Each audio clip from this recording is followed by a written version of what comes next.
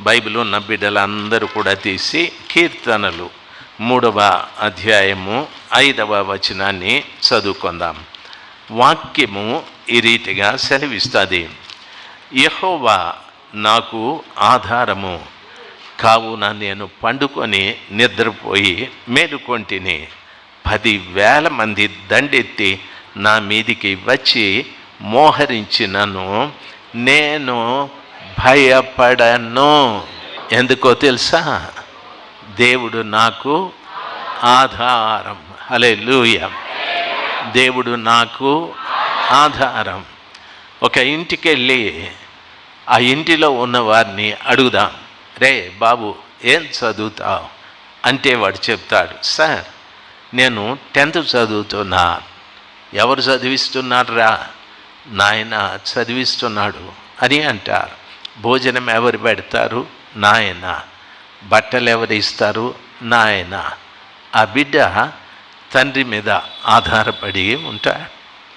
నన్ను గమనించాలి. తన మీద ఆధారపడేటువంటి పిల్లల విషయంలో తండ్రి జాగ్రత్త తీసుకుంటాడు. ఆ తండ్రి ఉన్నంత వరకు ఆ బిడ్డ భయపడడు. బట్టల విషయం కానీ, భోజనం విషయం కానీ, ఫీజుల విషయం కానీ, దేని విషయంలో తండ్రి ఉన్నంత వరకు బిడ్డ భయపడడు. యెహోవా నాకు ఆధారం.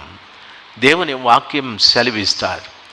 ఆ బిడ్డతో 10 వరకు ఎలాగ చదివావు అంటే మా తండ్రి గారే చదివించారు అని అంటాడు.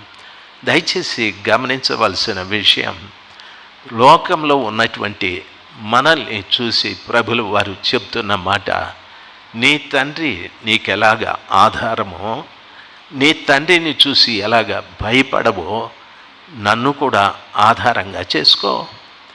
నన్ను నీవు ఆధారం చేసుకుంటే నిజంగా ఏ విషయంలో నీవు భయపడవు.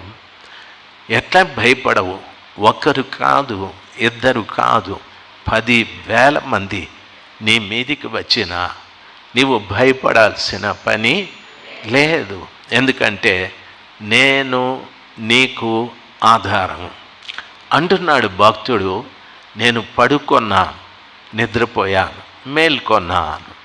10,000 మంది నా మీద మోహరించిన నేను భయపడను. దేవుడు ఎవరికి ఆధారంగా ఉంటాడో వాళ్ళు పడుకుంటారు, నిద్రపోతారు, మేలుకొంటారు. వారి ముందు 10,000 మంది కనిపించినా భయపడరు. చాలామంది అంటారు, నా ఉద్యోగం నాకు ఆధారం, మంచిదే. నా వ్యాపారం నాకు ఆధారం, మంచిదే. లేకపోతే నా వ్యవసాయం నాకు ఆధారం, అది కూడా మంచిదే. లేకపోతే ఏదో ఇంకొకటి నాకు ఆధారంగా ఉంది. నా ఉద్యోగం ద్వారా నాకు 80,000 వస్తాయి, 90,000 వస్తాయి. అయితే భూమి మీద ఉన్న వాటిని ఆధారం చేసుకుంటే నిజంగా నువ్వు పడుకోలేవు, నిద్రపోలేవు. నీవు నిద్రపోయి మేలుకోలేవు. దయచేసి గమనించవలసిన విషయం, చాలామంది జీవితాలలో పడుకొని నిద్రపోయే అవకాశాలు లేవు. చాలామంది భయపడుతూ ఉన్నారు. ఏమనో తెలుసా? ఈ పిల్లల్ని ఎలాగ చదివించాలి? ఈ ఏడాది ఎలాగ గడుస్తుంది? ఈ మాసం ఎట్లా గడుస్తుంది? ఈ ఇంటి అద్దె ఎవరు కడతారు? ఈ మాసమంతా నాకు భోజనం ఎలాగా? ఈ సెలవులు అయిపోతానే నా పిల్లలకు బోలెడంత ఫీజులు ఉన్నాయి, ఎలా కట్టాలి? బైబిల్ సెలవిస్తుంది. లోకాన్ని మనము ఆధారం చేసుకుంటే మనకు మిగిలేది భయమే. దేవుని వాక్యం సెలవిస్తుంది, యెహోవాని ఆధారం చేసుకోనండి. ప్రతి విషయంలో ప్రభువుని ఆధారం చేసుకోవడం ఎలాగా అని మీరు అడగండి. దేవుని ఆధారం చేసుకోవడం ఎలాగంటే, ఉదయాన్నే మీరు రాత్రి నిద్రపోయి ఉదయాన్నే మేలుకొంటారు కదా, ఆయన్ను చూడండి, ప్రభువుని చూడండి. ప్రభువుని చూసి చెప్పండి, ప్రభువా ఈ ఉదయం కూడా నాకు ప్రాణం ఇచ్చారు, నాకు ఆరోగ్యం కూడా ఇచ్చారు. నాకే కాదు, నా భార్యను కూడా బ్రతికించారు, నా బిడ్డల్ని కూడా బ్రతికించారు. తండ్రి, నేనే గనక ఈ కుటుంబానికి ఆధారం అయితే ఎవరిని బ్రతికించుకోలేను, ఎవరిని చదివించుకోలేను, ఎవరు నిద్రపోయి మేల్కోలేరు. మా కుటుంబం అంతా మీ చేతిలో ఉంది. దయచేసి నిన్న మీరు నాకు ఆధారమై ఉన్నట్టు ఈరోజు కూడా మీరు నాకు ఆధారంగా ఉండండి. దయచేసి నన్ను నడిపించండి. నా ముందు 10,000 కాదు, 1,00,000 మంది నా చుట్టూ ఉన్నా నేను భయపడనయ్యా. దయచేసి వినాలి. ఒక వ్యక్తి హాస్పిటల్కి వెళ్తాడు, హాస్పిటల్లో డాక్టర్ చెప్తారు, జాగ్రత్త, నీకు జబ్బు ఉంది, జాగ్రత్త, అది తినకు, ఇది తినకు, జాగ్రత్త, ఎక్సర్సైజ్ చేయి, అది నడువు, ఇట్లా నడువు అని చెప్తారు. ఆ మాటలు వింటే మనకు భయం వస్తుంది. మనల్ని భయపెట్టేటివి మన ముందు చాలా ఉన్నాయి. అయితే ఆ భయం పూర్తిగా నాలో నుండి తొలగిపోయి సంపూర్ణమైన ధైర్యం నాకు రావాలంటే నాకు ఆధారము యేసే. నాకు ఆధారం యేసే. ఒక భార్య తన భర్త మీద ఆధారపడ్డట్లు, ఒక బిడ్డ తన తండ్రి మీద ఆధారపడ్డట్టు నేను ప్రతి విషయంలో కూడా ప్రభువు మీద ఆధారపడాలి. నా ఆధారం ఆయనే, నా ఆధారం ఆయనే. ప్రతిరోజు కూడా ఆయనే భోజనం పెట్టాలి. పట్టెడు అన్నం నేను తినాలంటే ఆయన అనుమతి అవసరం. కొంతసేపు నేను పని చేయాలి, ఆరోగ్యం కావాలంటే ఆయనే ఇవ్వాలి. ఈ రాత్రి నేను నెమ్మదిగా పడుకోవాలి అంటే ఆయనే సహాయం చేయాలి. ఈ మధ్యన ఒక సహోదరి ఫోన్ చేసి మాట్లాడుతూ ఉంది, అయ్యా నేను మీ వాక్యం వింటున్నాను అని. అమ్మ, మీరు చాలాసేపు చెప్తారు, సమస్య చెప్పండి, నేను ప్రార్థన చేస్తానని. ఆమె గొల్లుమని ఏడుస్తూ, సమస్య అంటే అయ్యగారు, నాకు షుగర్ వ్యాధి ఉంది, నా భర్త పంచాయతీ రాజులో పనిచేస్తూ ఉన్నాడు, బాగానే ఉన్నాం.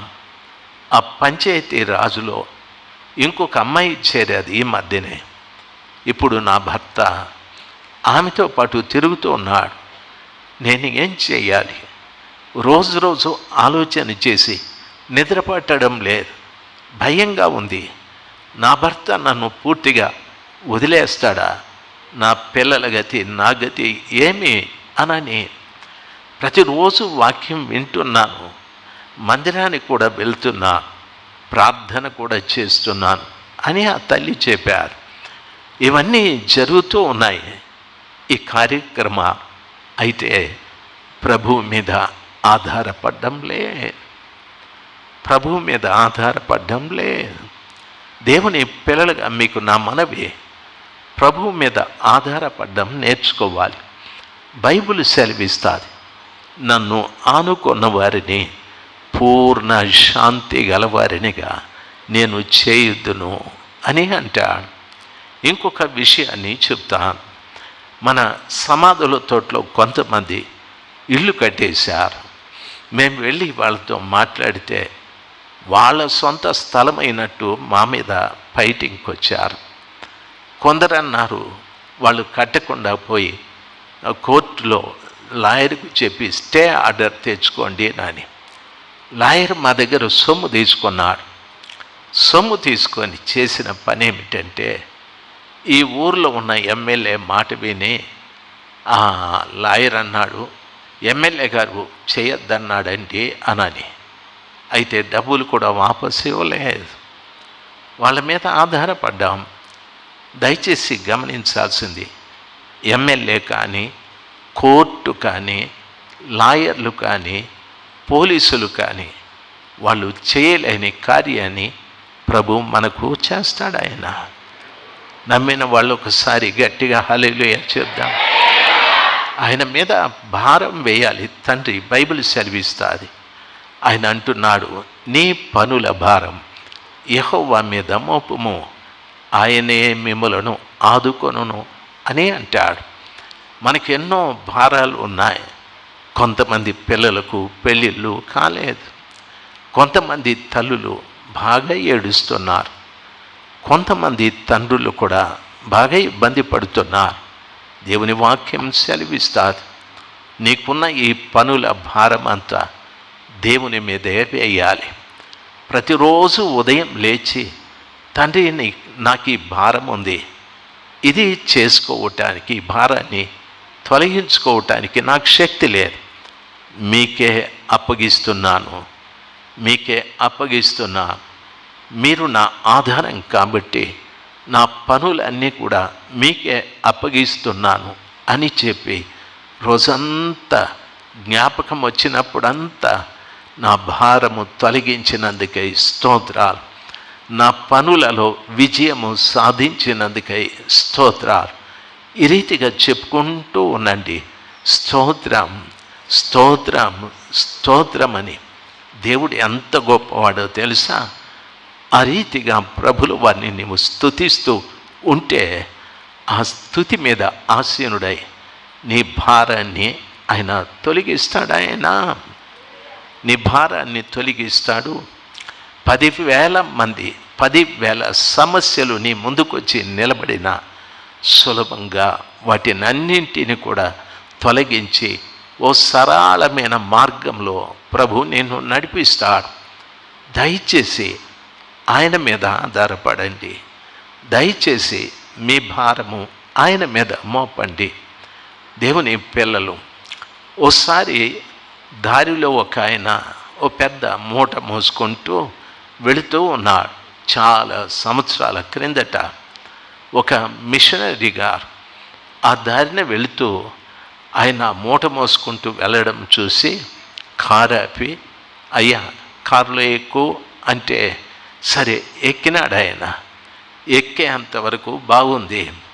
కొంత దూరం ప్రయాణం అయిపోయిన తరువాత ఆ మిషనరీ గారు వెనక్కి చూస్తే మూట తల మీదే ఉంది.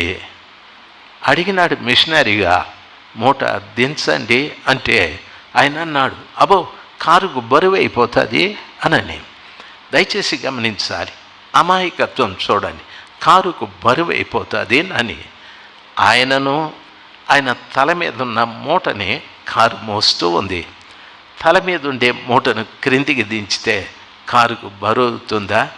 మనం కూడా అంతే. ప్రభు దగ్గరికి వచ్చాం మనం. ప్రభు చెప్తున్నాడు, నీ పనుల భారం నా మీద మోపమని. ప్రభు చెప్తున్న మాట, నన్ను మీరు ఆధారంగా చేసుకుంటే అంటాడు, మీరు పడుకొని నిద్రపోయి మేలుకొంటారు, మీరు పడుకొని నిద్రపోయి మేలుకొంటారు. దయచేసి గమనించవలసిన విషయం, ఓ డాక్టర్ గారు మాట్లాడుతూ అన్నాడు, ఆయన ఒక ప్రొఫెసర్, ఆయన మాట్లాడుతూ అన్నాడు, అంకుల్ నాకు ఈ మధ్యన నిద్ర పట్టడం లేదు అనని. నేను అన్నాను నవ్వుతూ, మీరు అందరికీ వైద్యం చేసేవాళ్ళు, మీకు నిద్ర పట్టకపోవడం ఏంది అంటే ఆయన అన్నాడు, మీరు నిద్రపోతారా అన్నాడు. నేను హ్యాపీగా నిద్రపోతాను. ఎందుకు అన్నాడు. హ్యాపీగా నిద్రపోతాను, ఎందుకంటే నాకేమీ తెలియదు, నేను నిద్రపోతాను. ఆయన అన్నాడు, నాకు నిద్ర రావడం లేదని. ఎందుకు చెప్పు అంటే ఆయన అన్నాడు, నాకున్న సమస్యలు అలాంటివి. నేను చెప్పినాను, మనిషి అన్న తర్వాత ప్రతి వారికి సమస్యలు ఉంటాయి. ఉదయం లేస్తూనే నా సమస్యలు ఏమేమి ఉన్నాయో ప్రభువుకి చేస్తాను. రాత్రి పడుకునేటప్పుడు సమస్యలన్నీ మీరు తీర్చినందుకు స్తోత్రం స్తోత్రం స్తోత్రం అని చెప్పుకుంటాను. రాత్రి పడుకునేటప్పుడు ఎంతసేపు ప్రార్థన చేస్తారు మీరు అని అడిగాడు. ఎంతోసేపు లేదు, ప్రభు వినే అంతసేపు. గంట, 2 గంటల, 3 గంటల ఉపవసించి ప్రార్థించాలనా, మేలుకొని ప్రార్థించాలనా? లేదు. ప్రభు వినేంత వరకు ప్రార్థన చేస్తే చాలు. ప్రభు వింటాడా? నిజంగా వింటాడు. బైబిల్ సెలవిస్తారు, యెహోవా యందు భయభక్తులు కలిగిన వారు ఒకరితో ఒకరు మాట్లాడుకొనుచుండగా ఆయన చెవియొగ్గి ఆలకించెను. మనము నిజంగా దేవుని యందు భయము భక్తి కలిగి ఉంటే గనక మనం మాట్లాడే ప్రతి మాట ప్రభు చెవియొగ్గి ఆలకిస్తాడు.